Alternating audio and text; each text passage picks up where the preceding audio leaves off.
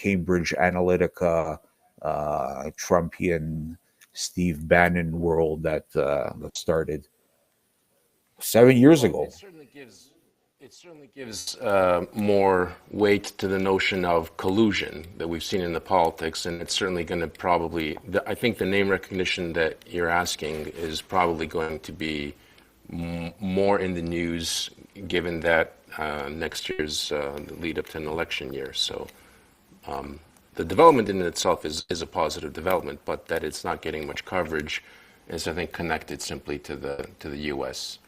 Well, the thing we got from Gaetz, and this is what we were discussing off air just a few minutes before we started this conversation, and I just wonder how strong at this stage is this anti-Ukrainian or pro-Trump, pro-Putin faction within the Grand Old Party. So how strong is a support for Gaetz and his initiative within the rank and file of Republicans?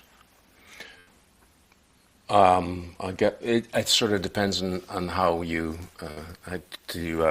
to paraphrase Bill Clinton, it depends on how the definition of the word support is.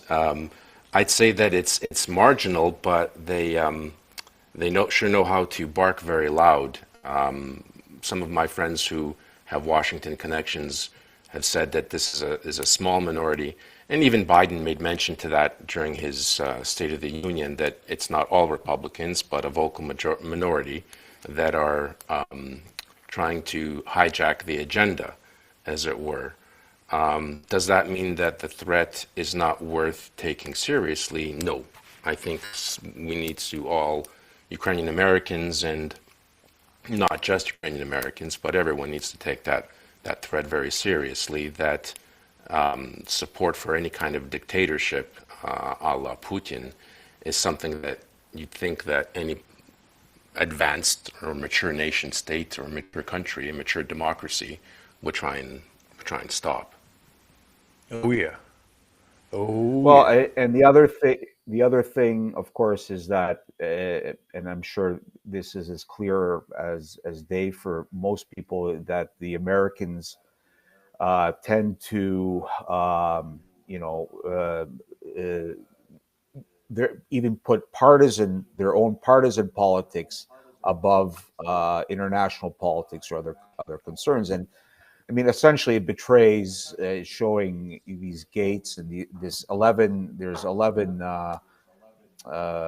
congressmen that have signed on to the resolution. They include, Marjorie Taylor Greene, who is, a great proponent for this kind of legislation. From the Ukraine's point of view, because when you see people of her ilk and her outspokenness in the negative sense, supporting things like that, then it's like, well, if Marjorie thinks it's bad, then it's probably good. One way of putting it, and it'll come out in the wash. I mean, Matt Gaetz is. He's like from a political dynasty. His family, his father was in politics. His grandfather was in politics. His grandfather started politics in North Dakota as a mayor of a city here, which is just it's close to the Canadian border. And I'm sure his grandfather would have known Ukrainian immigrants or had interactions with Ukrainian. I think Matt Gaetz down in Florida is beholden to a slightly different public that could be pushing this kind of thing. But I was in D.C. in the Baltimore area late last year, and I met Republicans that are pro-Ukraine, Republicans that are pro-Trump and pro-Ukraine, and trying to understand that it's the Democrat-Republican divide is so fundamental in the States that everything else is secondary. So, there's some Republicans that for them, their first job is to defeat the Democrats. The Democrats are enemy number one. And you kind of, especially sitting in Canada, you shake your head and look at American navel gazing, and you wonder, do these people not see that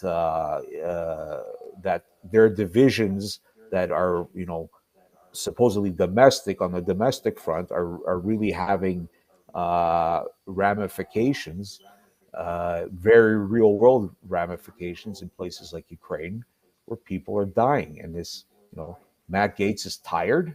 Matt Gaetz has Ukraine fatigue.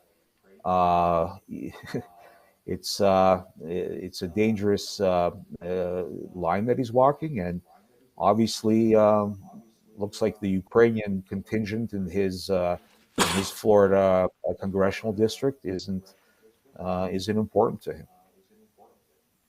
Well, it's interesting you bring that up, but it's almost, we were talking about this also.